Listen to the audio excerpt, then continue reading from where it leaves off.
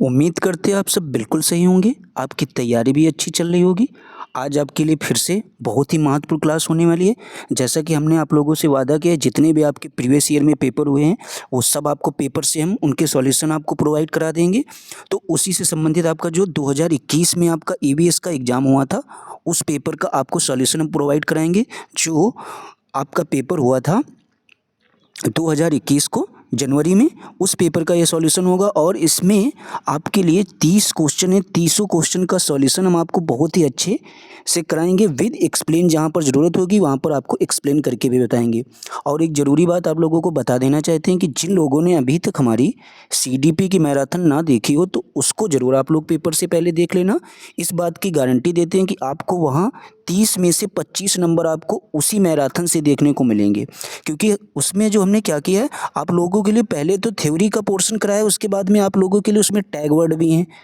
Tag word के बाद में हमने एक प्रैक्टिस सेट दे रखा है कि उससे आप अपने को आकलन कर सकते हैं कि आपकी क्लास कैसी थी, उससे आपके क्वेश्चन हल हो रहे हैं कि नहीं। तो इस तरीके की वो मैराथन आपके लिए हमने बहुत मेहनत से बनाई है विद हैंड रिटन नोट से। तो प्लीज़ उसको आप पेपर से पहले ज़रूर देख कर जाना, ये आप लोगों से रिक्वेस्ट है। तो चलिए देखते हैं आज की क्लास का आपका पहला क्वेश्चन क्या कहता है। इसको भी आप वीडियो को लास्ट तक जरूर देखना। यहाँ से 3 से 4 क्वेश्चन आपके पेपर में हर बार पूछे जाते हैं। ये प्रैक्टिस सेट ऐसा है कि आप जितने भी प्रैक्टिस सेट हल करेंगे उसमें से 2-3 क्वेश्चन इसमें जरूर मिलेंगे सब प्रैक्टिस सेटों में। तो चलिए देखते हैं पहला क्वेश्चन आपका क्या कहता है। पर्यावरण अध्ययन के शिक्षक के द्वारा बच्चों को जानवरों का अवलोकन और उनका चित्र बनाने को प्रेरित करने का उद्देश्य क्या होता है। बच्चों में सृजनात्मकता का विकास करना, जी बिल्कुल ये उद्देश्य होता है। बच्चों में अवलोकन और रचना कौशलों का विकास करना, ये भी उनको प्रेरित करने का उद्देश्य होता है। बच्चों में सौंदर्यगत संवेदना का विकास करना, ये भी बात सही है। तो इस हिसाब से देखा जाए आपके ऑप्शन ए बी सी तीनों सही हैं। तो इस हिसाब से आपका ऑप्शन नंबर बी बिल्कुल जो है वो राइट हो जाता है। चलिए देखते हैं 63 नंबर क्वेश्चन क्या कहता है। निम्नलिखित को सीखने के कौन से सिद्धांत का पर्यावरण अध्ययन में अनुसरण होता है। अज्ञात से ज्ञात, जी बिल्कुल नहीं इसका अनुसरण होता है। ज्ञात से अज्ञात, ये बात आपकी बिल्कुल सही है। ज्ञात से अज्ञात शिक्षण सूत्र का मतलब ये होता है, ये जो हमारा प्राथमिक स्तर पर सबसे लोकप्रिय शिक्षण है। इस विधि में क्या होता है, शिक्षार्थी जो है अधिगम कराने से पूर्व उस विषय वस्तु से संबंधित जो उसके पास पूर्व ज्ञान होता है ना, जो शिक्षार्थी जानता है उस पाठ से वो आरंभ करता है और फिर पूर्व ज्ञान के आधार पर ही बनाकर वो नवीन ज्ञान के साथ उसको जोड़ते हुए शिक्षण प्रदान करता है। तो आपकी ये बात बिल्कुल सही हो जाएगी। तो आपका ऑप्शन नंबर 63 का बी वाला बिल्कुल राइट हो जाएगा, ना कि हमारा अमूर्त से मूर्त होगा। ये यहाँ पर अगर मूर्त से अमूर्त होता है तो ये बात सही हो जाती है, ना कि वैश्विक से स्थानीय, ये भी बात आपकी गलत हो जाएगी। तो 63 का ऑप्शन नंबर आपका बी बिल्कुल जो है राइट हो जाएगा, ज्ञात से अज्ञात की ओर। आगे देखते हैं 64 नंबर क्वेश्चन आपका क्या कहता है। पर्यावरण अध्ययन में शिल्प कला और चित्रकला को समूह में करके सीखने पर बल दिया जाता है, क्योंकि क्या होता है देखते हैं। कक्षा में अनुशासनहीनता को रोकने के लिए समूह में सीखना शिक्षकों के लिए एक आसान और बहुत प्रभावशाली युक्ति है, ऐसी बात तो नहीं है। आगे देखते हैं, समूह में सीखना सहपाठी द्वारा सीखने को प्रोत्साहित करता है, ये बात बिल्कुल सही है आपकी। आगे देखते हैं, समूह में सीखना कक्षा में सामाजिक अंतःक्रियाओं को बेहतर करता है, ये भी बात आपकी सही है। सामाजिक अंतःक्रिया को बेहतर करता है अगर आप चीज़ों को समूह में बैठकर सीखेंगे।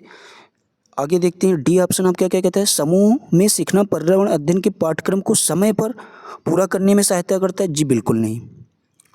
तो आपका ऑप्शन नंबर ए और डी तो गलत हो जाएगा। तो कौन सा ऑप्शन आपका बी और सी। तो देखते हैं बी और सी किस में दे रखा है। आपका फर्स्ट ऑप्शन बिल्कुल सही हो जाएगा। आगे देखते हैं 65 नंबर क्वेश्चन आपका क्या कहता है। निम्नलिखित में से क्या पर्यावरण अध्ययन को सीखने का सबसे प्रभावशाली संसाधन है। पर्यावरण अध्ययन को सीखने का सबसे प्रभावशाली संसाधन कौन होगा, ये देखते हैं। ऑप्शन आपके क्या है। परिवार के सदस्य, जी बिल्कुल होते हैं। समुदाय के सदस्य भी होते हैं और समाचार पत्र भी हमारा जो है पर्यावरण अध्ययन में सीखने में प्रभावशाली संसाधन है। आगे देखते हैं, कक्षा नहीं है हमारा है। तो इस तरीके से आपसे पूछा गया प्रभावशाली संसाधन कौन से हैं, तो ए बी सी, तो किस ऑप्शन में आपको दे रखा है, फर्स्ट वाले। तो 65 का आपका ऑप्शन नंबर फर्स्ट वाला बिल्कुल राइट हो जाएगा। अगर आपसे पूछा जाता है पर्यावरण अध्ययन को सीखने के सबसे प्रभावशाली संसाधन कौन से होंगे, तो परिवार के सदस्य, समुदाय के सदस्य और समाचार पत्र। आगे देखते हैं 66 नंबर क्वेश्चन आपका क्या कहता है। ये भी इंपॉर्टेंट क्वेश्चन, इसको थोड़ा ध्यान से देखते हैं। एक कक्षा 5 की शिक्षक एक क्रियाकलाप का संचालन करती है जिसमें वह कक्षा के बच्चों से फर्श पर चीनी के कुछ दाने डालने को कहती है और उनको चींटियों के आने का इंतजार करने को कहती है। बच्चों के इस क्रियाकलाप से अर्थपूर्ण सीखने को मिल सकता है। यानी ये जो क्रियाकलाप करा रहा है शिक्षक, इससे बच्चे क्या सीखेंगे, तो देखते हैं। पहला ऑप्शन क्या कहता है, बच्चों को क्रियाकलाप का अवलोकन, अनुभव साझा और उस पर चर्चा करने को प्रेरित करती है। आगे देखते हैं, बच्चों को क्रियाकलाप से संबंधित प्रश्न को घर से करने को प्रेरित करती है। जी बिल्कुल नहीं है बात। बच्चों को क्रियाकलाप का अवलोकन करने को प्रेरित करती है, ये भी बात आपकी सही नहीं है। बच्चों को अपने अनुभव साझा करने को प्रेरित करती है, जी बिल्कुल नहीं। तो आपका जो 66 का सबसे बेस्ट ऑप्शन आपका यही हो जाएगा, बच्चों को क्रियाकलाप का अवलोकन, उसके बाद अनुभव और फिर उस पर क्या करना है, चर्चा करने को प्रेरित करना। तो आपका 66 का ऑप्शन नंबर फर्स्ट बिल्कुल राइट हो जाएगा। 67 नंबर देखते हैं, निम्नलिखित में से कौन सा पर्यावरण अध्ययन में सीखने का रचनात्मक आकलन का साधन नहीं है।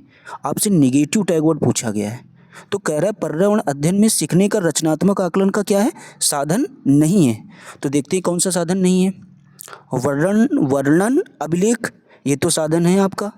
वार्षिक उपलब्धि परीक्षण, पोर्टफोलियो, क्रम निर्धारण मापनी, तो आपका जो है रचनात्मक आकलन का साधन इसमें से नहीं होगा। वार्षिक उपलब्धि परीक्षण, ये जो है रचनात्मक आकलन का साधन नहीं है। तब जबकि वर्णन अभिलेख, पोर्टफोलियो, क्रम निर्धारण मापनी, ये तीनों जो है रचनात्मक आकलन के साधन हैं। आगे देखते हैं 68 नंबर क्वेश्चन आपका क्या कहता है, निम्नलिखित में से किसको पर्यावरण अध्ययन में बच्चों के आकलन में दूर करना चाहिए। किसको जो है पर्यावरण अध्ययन में बच्चों के आकलन से दूर करना चाहिए। देखते हैं किसको दूर करना चाहिए। आकलन के संकेतकों का उपयोग, इसको तो दूर नहीं करना चाहिए। बच्चों के सीखने के गुणात्मक आकलन, ये भी बात, इसको भी आकलन से दूर करना नहीं चाहिए। बल्कि बच्चों के उत्तरों को सही या गलत में आंकना, ये बात गलत है। इसको जो है पर्यावरण अध्ययन में बच्चों के आकलन से इसको जो है दूर रखना चाहिए कि बच्चों के जो उत्तर हैं उनको सही गलत में आंकना नहीं चाहिए। आगे देखते हैं लास्ट ऑप्शन क्या कहता है, कक्षा 5 की EVS पाठ्य पुस्तक में प्रत्येक पाठ के अंत में दिए गए आज हमने क्या सीखा पर चर्चा, जी बिल्कुल नहीं। तो देखा जाए आपका किसको दूर करना चाहिए, तो बच्चों के उत्तरों को सही गलत में आंकना। तो आपका 68 का ऑप्शन नंबर सी बिल्कुल राइट हो जाएगा। ठीक है, आगे देखते हैं 69 नंबर क्वेश्चन आपका क्या कहता है,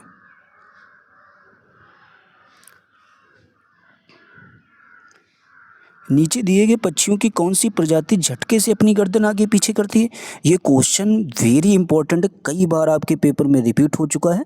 तो झटके से जब कभी भी बात होगी अपनी गर्दन आगे पीछे कौन करती है, तो हमारी मैना। ठीक है, यही जो है झटके से अपनी गर्दन को आगे पीछे करती है। तो 69 का आपका ऑप्शन नंबर बी बिल्कुल राइट हो जाएगा। ठीक है, आगे देखते हैं 70 नंबर क्वेश्चन हमारा क्या कहता है, नीचे दी गई सूची पर विचार कीजिए। कछुआ, घड़ियाल, कौवा, बतख, मछली, इस सूची में निम्न में से कौन सा दूसरे से भिन्न है। कहने का मतलब ये है 1 2 3 4 5 चीज़ें हैं, कहने का मतलब सबसे अलग कौन सा इसमें। तो आप देखेंगे सबसे अलग जो हमारा हो जाएगा वो हो जाएगा कौवा। कौवा किस लिए हो जाएगा, कौवा अन्य जंतुओं से इसलिए भिन्न है क्योंकि यह आकाश में उड़ने वाला क्या है, एक पक्षी है। तो आपका ऑप्शन नंबर इस हिसाब से 70 का कौन सा सही हो जाएगा, डी वाला। ठीक है, अब आगे देखते हैं 71 नंबर क्वेश्चन आपका क्या कहता है, इसको भी समझते हैं आइए अच्छे से। ये आपका कॉलम मिलान वाला क्वेश्चन है, इसको कैसे हल करते हैं देखते हैं। सबसे पहले आपको एक कॉलम में दे रखा है हांगकांग, हांगकांग, इसके बाद में है केरल, फिर है आपका कश्मीर, फिर है आपका गोवा। आपसे पूछा गया है अत्यधिक पसंद का भोजन, यानी जैसे हांगकांग के लोग जो हैं ये क्या अत्यधिक इनको पसंद होता है, उसको आपको जो है सही मिलान करना है। केरल के लोगों को क्या पसंद होता है, कश्मीर के लोगों को क्या पसंद होता है, इस तरीके से। तो आपको बता देते हैं जो हांगकांग के लोग होते हैं ये जो है पकाया हुआ सांप खाना पसंद करते हैं। तो आपका ए वाला किससे मिलेगा, 5 से। ठीक है, तो ए देखते हैं, ए 5 से तो सब में मिला हुआ है, इसमें भी मिला है, तो ये इसमें नहीं मिला है, तो ये आपका गलत हो जाएगा। देखिए आंसरों को आपको काटना सीखना है कि कौन सा गलत है। जब आप गलत ढूंढ लेंगे तो आपको सही बहुत जल्दी मिल जाएगा। तो हांगकांग तो हो जाएगा, पकाया हुआ सांप ये लोग खाते हैं। अब आगे देखते हैं, केरल के लोग जो है वो क्या करते हैं, किसी भी करी के साथ जो है उबला हुआ टेपियोको, ठीक है, क्या खाना पसंद करते हैं, किसी भी करी के साथ उबला हुआ टेपियोको। टेपियोको जो होता है ये जो है केरल के लोग इसको खाना पसंद करते हैं। तो आपका बी हो जाएगा फर्स्ट से। तो बी फर्स्ट से किस में मिला हुआ है, तो आप देखेंगे बी फर्स्ट से एक ही ऑप्शन दिख रहा है, बाकी ये सारे जो है गलत हो जाएंगे। तो इस तरीके से 71 का आपका राइट ऑप्शन कौन सा हो जाएगा, डी वाला। बाकी भी देख लेते हैं क्या है। कश्मीर के लोग जो है सरसों के तेल में बनी हुई मछली खाना पसंद करते हैं, जबकि जो गोवा के लोग होते हैं ये नारियल के तेल में बनी हुई समुद्री मछली खाना पसंद करते हैं। तो याद रखना है, गोवा में नारियल ज़्यादा होता है इसीलिए जो है लोग नारियल के तेल में, और कश्मीर में जो लोग हैं सरसों के तेल में बनी हुई मछली खाना पसंद करते हैं। तो 71 का आपका राइट ऑप्शन कौन सा हो जाएगा, डी वाला बिल्कुल सही हो जाएगा। आगे देखते हैं 72 नंबर क्वेश्चन आपका क्या कहता है। ये क्वेश्चन आपका जो अत्यधिक पसंद भोजन वाला था ये इंपॉर्टेंट है, इसको जरूर आप तैयार कर लेना। आगे देखते हैं, घरों के नीचे दिए गए विवरणों पर चर्चा कीजिए। राजस्थान में गांव के लोग मिट्टी के घरों जिनकी छतें कटीली झाड़ियों में होती हैं में रहते हैं। ये तो बात सही है राजस्थान के विषय में। आगे देखते हैं, मनाली में घरों बांसों के खंभों पर बनाए जाते हैं। जो पूछ रहा है आपसे, मनाली में घर होते हैं बांस के खंभों पर बनाए जाते हैं, ये भी बात आपकी सही नहीं है। आगे देखते हैं, लेह में पत्थर के 2 मंजिले घर बनाए जाते हैं, नीचे की मंजिलों पर ज़रूरत का सामान और जानवरों को रखते हैं, ये बात आपकी सही है, लेह में ऐसा होता है। तो देखा जाए इनमें से आपका सही कथन कौन सा हो जाएगा, तो हो जाएगा ए और सी। तो आपका ऑप्शन नंबर 72 का कौन सा सही हो जाएगा, फर्स्ट यानी ए वाला जो है बिल्कुल राइट हो जाएगा। तो ये भी देख लीजिए, ये वाला जो आपकी बात बी वाली किस लिए गलत है इसको भी समझ लेते हैं। कह रहा है मनाली में घर बांस के खंभों पर बनाए जाते हैं, जी बिल्कुल नहीं, ऐसा असम में होता है। असम में जो घर होते हैं वो बांस के खंभों पर बनाए जाते हैं, ये बात बिल्कुल इसीलिए यहाँ पर गलत है। तो आगे देखते हैं 73 नंबर क्वेश्चन आपका क्या कहता है। हाथियों के विषय में नीचे दिए गए कथनों पर विचार कीजिए। हाथी से रिलेटेड आपके एग्जाम में एक क्वेश्चन आता ही आता हर बार है। तो हाथी के विषय में जितनी चीज़ें होंगी वो हो सकता है यहीं पर आपको बता देते हैं। तो देखते हैं, हाथी बहुत कम आराम करते हैं या एक दिन में केवल 2 से 4 घंटे ही सोते हैं, ये बात हाथी के विषय में बिल्कुल सही है। बहुत सारे लोग सोचते होंगे कि हाथी इतने भारी वजन का होता है तो बहुत ज़्यादा आराम करता होगा, लेकिन ऐसा बिल्कुल नहीं है, हाथी बहुत ही कम आराम करता है। आगे देखते हैं, एक बड़ा हाथी एक दिन में 200 किलोग्राम से अधिक पत्तियां और झाड़ियां खा लेता है, जी बिल्कुल नहीं, यहाँ पर ये 200 किलोग्राम नहीं, ये 100 किलोग्राम पत्तियां खा लेता है। ठीक है, तो इस हिसाब से जो है ये बात आपकी गलत हो जाएगी। आगे देखते हैं, सी ऑप्शन क्या कहता है। इन्हें पानी और कीचड़ में खेलना बहुत भाता है, इससे इनके शरीर को ठंडक मिलती है, ये भी बात हाथी के विषय में सही है। आगे देखते हैं क्या कहता है, किसी हाथियों के झुंड में सबसे बुजुर्ग हथनी ही सभी फैसले लेती है, ये भी बात हाथी के विषय में बिल्कुल सही हो जाएगी। तो सबसे जो हमारी बुजुर्ग हथनी होती है वही सभी फैसले लेती है हाथियों के झुंड में, ये बात बिल्कुल आपकी राइट हो जाएगी। तो इस हिसाब से आपके ऑप्शन ए सी डी तो सही है और आपका बी वाला गलत है। किस वजह से गलत है, हाथी जो है 200 किलोग्राम अधिक पत्तियां नहीं बल्कि 100 किलोग्राम अधिक पत्तियां व झाड़ियां खा लेता है, ये बात जो है हाथी के विषय में बिल्कुल सही हो जाएगी कि 100 किलोग्राम वो अधिक पत्तियां खाता है। तो इस हिसाब से आपका ऑप्शन नंबर 73 का कौन सा सही हो जाएगा, फर्स्ट वाला बिल्कुल राइट हो जाएगा, सी डी ए। आगे देखते हैं, नीचे दिए गए कौन सा एक समूह जड़ों का है, मतलब कहने का मतलब है जिसमें जड़ें होती हैं ऐसा कौन सा एक समूह है। आपके सब देखेंगे 3 ऑप्शन दे रखे हैं, कौन सा होता है सबसे पहले देखते हैं। आपसे क्या पूछा गया है, शकरकंदी, मूली, हल्दी, ये जड़ों का समूह नहीं है, ये बात बिल्कुल गलत है इसमें। आगे देखते हैं, गाजर, चुकंदर, मूली, ये बात बिल्कुल सही है, हमारे जो है जड़ों का एक समूह है। मूली, गाजर, चुकंदर जो है और शकरकंद भी इसमें शामिल होती है। सलजम आदि जो हैं ये हमारी कैसी जड़ें हैं, ये मूसला जड़ें होती हैं। तो ये बात आपकी नीचे दिए गए समूह में जड़ों के बारे में बिल्कुल सही है, गाजर, चुकंदर, मूली। ठीक है, इसमें जो है हल्दी अलग था, इसीलिए बात गलत हो गई थी। तो आगे देखते हैं, तो 74 का इस हिसाब से आपका ऑप्शन नंबर बी जो है बिल्कुल सही हो जाएगा। बल्कि हल्दी में क्या होता है, हल्दी तने के रूप में होती है इसीलिए। ठीक है, आगे देखते हैं, हल्दी किस रूप में होती है, तने के रूप में, इसीलिए फर्स्ट ऑप्शन आपका गलत हो जाएगा। आगे देखते हैं, 74 का आप लोग समझ गए, बी ऑप्शन बिल्कुल राइट है। आगे देखते हैं, रेगिस्तानी ओक, मोस्ट इंपॉर्टेंट क्वेश्चन है। रेगिस्तानी ओक से संबंधित आपके हर एक सेट उठाकर देख लोगे, एक क्वेश्चन आपको देखने को जरूर मिलेगा। तो रेगिस्तानी ओक नाम का एक पेड़ जो पाया जाता है, कहाँ पाया जाता है, आप देखेंगे रेगिस्तानी ओक है तो ज़्यादातर लोग राजस्थान लगाकर आंसर आ जाएंगे, जबकि ये गलत हो जाएगा। संयुक्त अरब अमीरात के रेगिस्तानों में जी बिल्कुल नहीं, अबू धाबी में भी नहीं।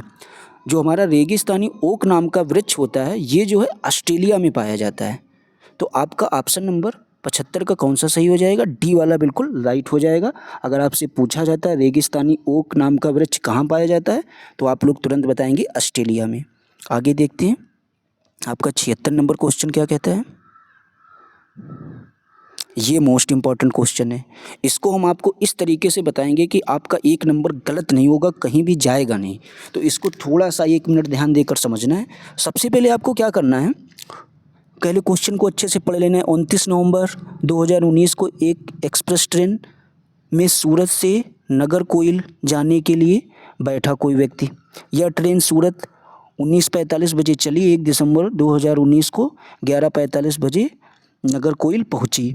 यदि सूरत से नागरकोइल के बीच ट्रेन मार्ग की दूरी 2120 किलोमीटर है, ये आपकी दूरी दे रखी है। ठीक है, तो इस यात्रा में ट्रेन की औसत चाल क्या होगी। देखिए, इस तरीके के क्वेश्चन आपको सबसे पहले क्या करना है, ये जो आपका समय है 19:45, इसको आप लिख लीजिए। ठीक है, इसको आप क्या करेंगे, जो ये समय है इसको आप हमेशा जो है 24 घंटे से घटा देंगे। सबसे पहला काम आपका यही होगा इस तरीके के सवाल को हल करने का। अब आप देखेंगे यहाँ पर आप लोगों को घटाने में दिक्कत होगी, तो घटाने का तरीका भी आपको बता रहे हैं। इस वाले से आपको 1 घंटे उधार ले लेना है। तो इस वाले से जब आप 1 घंटे उधार लेंगे तो ऊपर हो जाएंगे हमारे 60 मिनट और नीचे आपके 45 मिनट। जब आप इसको माइनस करेंगे तो यहाँ पर देखेंगे आप 15 मिनट बचेंगे। 15 बचेंगे या कितने बचेंगे, 15 मिनट तो बचेंगे। जब आप 60 से 45 घटाएंगे तो 15 मिनट बचेंगे। अब आपने इसको 1 घंटा दे दिया था तो यहाँ पर बचे 23 घंटे। तो 23 में से जब आप 19 घटाएंगे तो कितने बचेंगे, 4 ही घंटे तो बचेंगे। इतना अगर आपने कर लिया तो आधा क्वेश्चन आपका यहीं से हल हो जाएगा। अब आगे देखते हैं। अब आगे का जो समय हमारा है क्या है, 11:45। 19:45 पर चली थी, फिर क्या 11:45, तो आपको 11:45 नीचे लिख लेना है। क्या लिख लिया हमने, 11:45, इसी के जस्ट नीचे लिखना है। फिर क्या कह रहे हैं, आपको देखेंगे जो हमारा नवंबर महीना होता है, देखो 29, 30 और पहुंच रही 1 दिसंबर को। तो 1 दिसंबर वाला दिन जब आप काउंट करेंगे तो इसमें भी आपको जो है वहाँ पर 24 घंटे घटाते थे, यहाँ पर 24 घंटे आपको जोड़ देना है। बस इतनी सी बात याद रखनी है। अब आप इन सबको जोड़ेंगे तो आप कितना हो गया, 60, 15, 45, 60। और इधर जब आप जोड़ेंगे 24, 4, 28, 28 और 11 क्या हो जाएगा, 39। ठीक है, इतनी बात आप समझ गए। 39 घंटे 60 मिनट, तो 39 घंटे 60 मिनट को हम लोग 40 घंटे भी तो लिख सकते हैं। ये बात आप लोग जानते होंगे। आपसे पूछा गया औसत चाल, तो चाल बराबर हमारा होता है दूरी बटे समय। आपकी दूरी क्या दे रखी, 21 और 20, 0 से 0 कट जाएगा, 4 पंचे 20 और 4 तिये 12। इस तरीके से आपका ऑप्शन नंबर क्या आ जाएगा, कौन सा सही हो जाएगा, 53 किलोमीटर प्रति घंटा किस में दे रखा है, आपका फर्स्ट ऑप्शन बिल्कुल राइट हो जाएगा। जिन लोगों के ना समझ में आया हो इसका स्क्रीनशॉट ले लीजिए। एक क्वेश्चन आपके एग्जाम में आने ही आना है, ऐसा 100%। आप अगर इस तरीके से हल करेंगे कभी भी आपका सवाल गलत होगा ही नहीं। तो उम्मीद करते हैं आप समझ गए होंगे। इसका ऑप्शन नंबर इस हिसाब से कौन सा सही हो जाएगा, 76 का फर्स्ट वाला, 53 किलोमीटर प्रति घंटा, यही आपका राइट ऑप्शन हो जाएगा या राइट आंसर हो जाएगा। आगे देखते हैं 77 नंबर क्वेश्चन क्या कहते हैं। निम्नलिखित में से कौन अंतर्राष्ट्रीय ख्याति प्राप्त वेट लिफ्टर है। तो कौन है अंतर्राष्ट्रीय ख्याति प्राप्त वेट लिफ्टर, देखते हैं। पहला क्या है, सूर्यमणि जी बिल्कुल नहीं, कर्णम मल्लेश्वरी, सुनीता विलियम्स, बछेंद्री पाल। तो आपकी जो ख्याति प्राप्त वेट लिफ्टर हैं ये हमारी कर्णम मल्लेश्वरी जी हो जाएंगी। ठीक है, ये बात आपकी बिल्कुल सही हो जाएगी। तो 77 का आपका ऑप्शन नंबर भी बिल्कुल राइट हो जाएगा। आगे देखते हैं 78 नंबर आपका क्वेश्चन क्या कहता है। उच्च जोर के साथ कपकपी जिसका उपचार सिंकोना पेड़ की छाल से किया जा सकता है वह है। तो वह क्या है, सिंकोना पेड़ की छाल से किसका इलाज किया जाता है, आप लोग जानते होंगे, मलेरिया का। आगे देखते हैं नेपथिन्स के बारे में, मोस्ट इम्पॉर्टेंट है ये भी। तो नेपथिन्स के बारे में, नेपथिन्स हमारा एक प्रकार का पौधा होता है जो घड़े के आकार के जैसा होता है। तो इसके देखते हैं कौन सी बातें इसके बारे में सही हैं। आपसे पूछा गया है नेपथिन्स वह पौधा है जो शिकार करता है, नीचे दिए गए कथनों पर विचार कीजिए। तो देखते हैं, यह पौधा ऑस्ट्रेलिया, इंडोनेशिया और भारत के मेघालय में पाया जाता है, ये बात बिल्कुल सही है नेपथिन्स पौधे के बारे में। आगे देखते हैं, इसका आकार घड़े जैसा होता है और इसके मुंह एक पत्ती से ढका होता है, ये बात भी सही है नेपथिन्स के बारे में। आगे देखते हैं, यह केवल छोटे कीड़े मकोड़ों को फंसाकर, छोटे कीड़ों मकोड़ों को नहीं, ये छोटे नहीं बड़े बड़े कीड़ों मकोड़ों को भी फंसाकर खा सकता है या उनका शिकार कर सकता है। आगे देखते हैं डी ऑप्शन क्या कहता है, यह छोटे कीड़े मकोड़ों को खींचने के लिए मोहक आवाज़ नहीं निकालता है। ठीक है, ये बात बिल्कुल इसके बारे में गलत है, जबकि ये क्या निकालता है, खुशबू, जिससे जो है कीड़े मकोड़े आकर्षित होते हैं और उसके घड़े में जाकर फंस जाते हैं और फिर इसलिए उनका क्या कर लेता है, शिकार करता है। ठीक है, और ये जो है किसको मतलब पूरा करने के लिए, कीड़ों मकोड़ों को भक्षण करता है, तो ये जो है नाइट्रोजन की कमी को पूरा करने के लिए। ठीक है, तो इस हिसाब से आपका ऑप्शन नंबर कौन सा सही हो जाएगा, जिसमें ए और बी दे रखे हों, तो 79 का आपका ऑप्शन नंबर सी बिल्कुल राइट हो जाएगा। सी और डी आपकी दोनों बातें गलत हो जाएंगी नेपथिन्स पौधे के बारे में। तो इस हिसाब से 79 का सी बिल्कुल राइट हो जाएगा। ये इंपॉर्टेंट क्वेश्चन है, इसको आप ज़रूर तैयार कर लेना। आगे देखते हैं, भारत की आज़ादी से पहले महात्मा गांधी ने जिस दांडी के समुद्र तट तक अपनी प्रसिद्ध यात्रा की थी वह भारत के नीचे दिए गए किस राज्य में स्थित है। तो ये लोग आप लोग अच्छी तरीके से जानते होंगे, गुजरात में। ठीक है, इसमें आपको ज़्यादा बताने की ज़रूरत ही नहीं। आगे पूछा गया है, तमिलनाडु के निकटवर्ती राज्य हमारे कौन से हो जाएंगे। तो तमिलनाडु के जो निकटवर्ती राज्य हमारे हो जाएंगे वो हो जाएंगे, देखते हैं, कर्नाटक, छत्तीसगढ़, केरल जी बिल्कुल नहीं, आंध्र प्रदेश, उड़ीसा, कर्नाटक ये भी नहीं है, केरल, आंध्र प्रदेश, महाराष्ट्र ये नहीं। तो तमिलनाडु के जो निकटवर्ती राज्य होंगे वो हमारे होंगे आंध्र प्रदेश, केरल, कर्नाटक। ये बात बिल्कुल आपकी राइट हो जाएगी। तो 81 का ऑप्शन नंबर भी बिल्कुल सही हो जाएगा। आगे देखते हैं, एनसीएफ 2005 से क्वेश्चन पूछा गया है, क्या कहते हैं।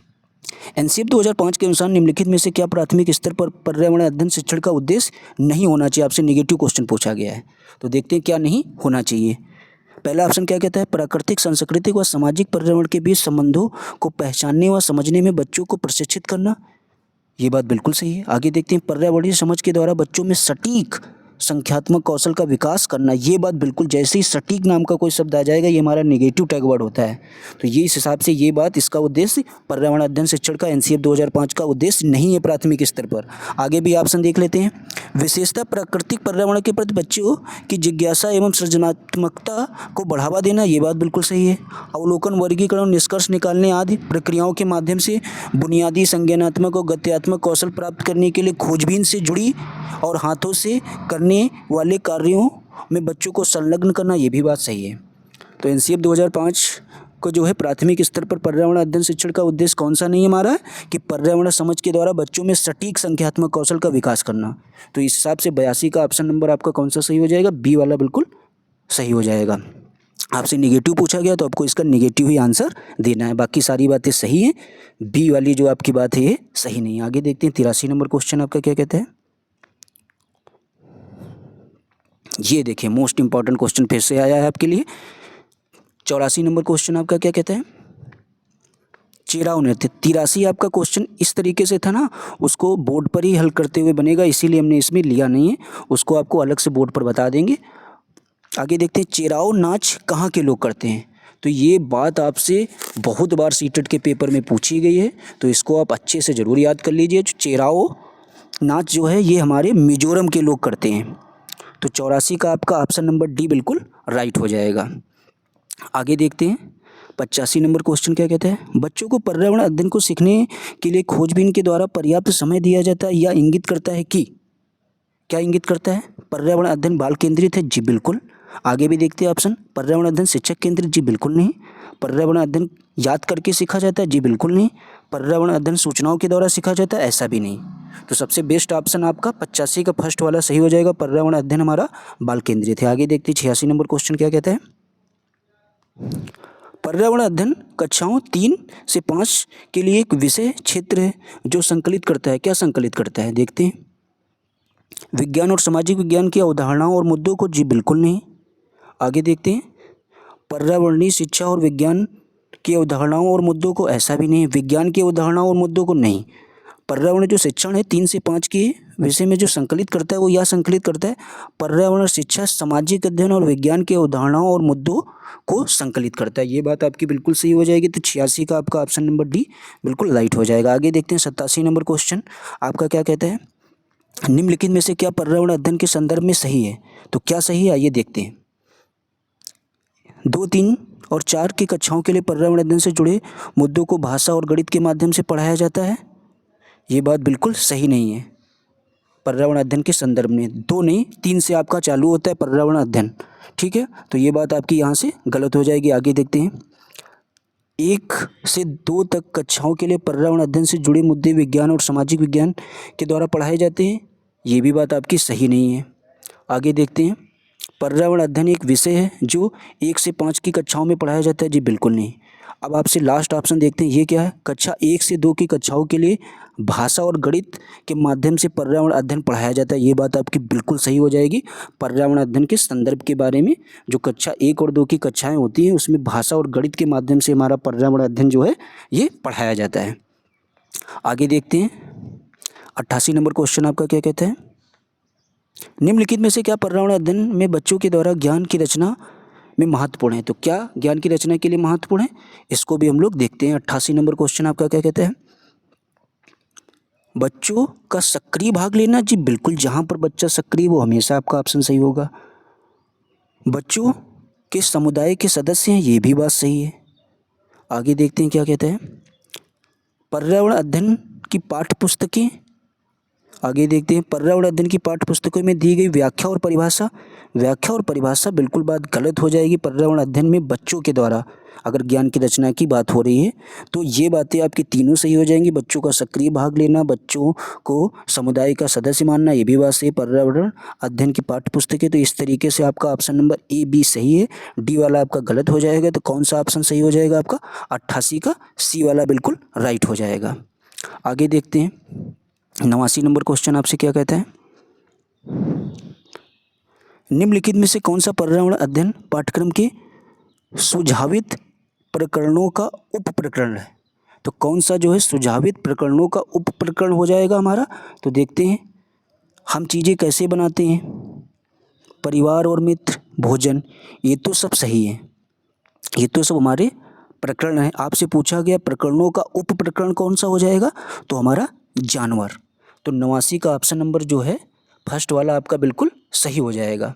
आगे देखते हैं 90 नंबर क्वेश्चन क्या कहता है, निम्नलिखित में से क्या पर्यावरण अध्ययन के शिक्षक के लिए वांछनीय गतिविधि है। तो कौन सी हमारी वांछनीय गतिविधि होगी, देखते हैं। पर्यावरण के अध्ययन को 6 प्रकरणों को रेखीय आयोजन करना, जी बिल्कुल नहीं। केवल पाठ्य पुस्तक, केवल जैसा वर्ड आते ये बात गलत हो जाएगी। विभिन्न कक्षाओं के बहुसांस्कृतिक क्षेत्रों को संबोधित करना। आगे देखते हैं लास्ट ऑप्शन क्या कहता है, पर्यावरण अध्ययन की अवधारणाओं से संबंधित महत्वपूर्ण सूचनाओं को बच्चों को देने के लिए प्रेरित करना, ये भी बात गलत हो जाएगी। इस तरीके से आपका सबसे बेस्ट ऑप्शन 90 का हो जाएगा सी वाला, कि विभिन्न कक्षाओं को बहुसांस्कृतिक क्षेत्रों को संबोधित करना, यही जो है पर्यावरण अध्ययन के शिक्षक के लिए वांछनीय गतिविधि होगी। आगे देखते हैं, क्वेश्चन और आपका बचा हुआ है, मोस्ट इंपॉर्टेंट क्वेश्चन ये भी है।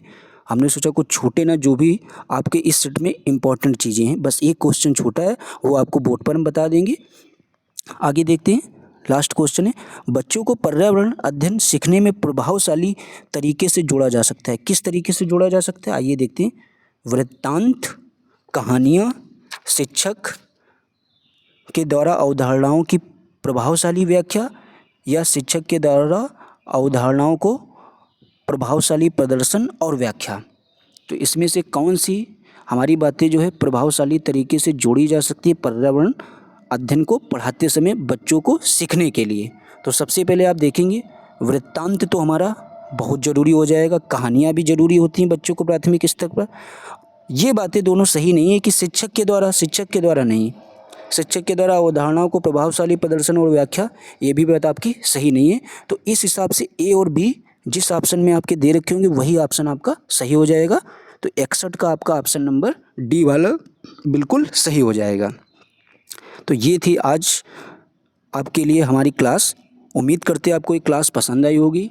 इस पेपर से आपको 100% आपके एग्ज़ाम में 2-3 क्वेश्चन ज़रूर आपको देखने को मिलेंगे। और आप लोगों के लिए बता दें, इस तरीके से हमने आपके लिए ईवीएस की मैराथन तैयार की, जो भी आई नहीं आने वाली है।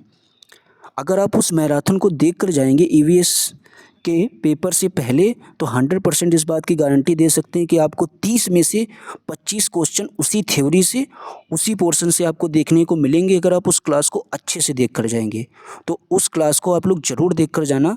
जब हम कल परसों में आपको हो सकता है प्रोवाइड करा देंगे उस क्लास को, कोशिश करके थोड़ा बहुत कंटेंट बचा हुआ है जो भी हम बना रहे हैं।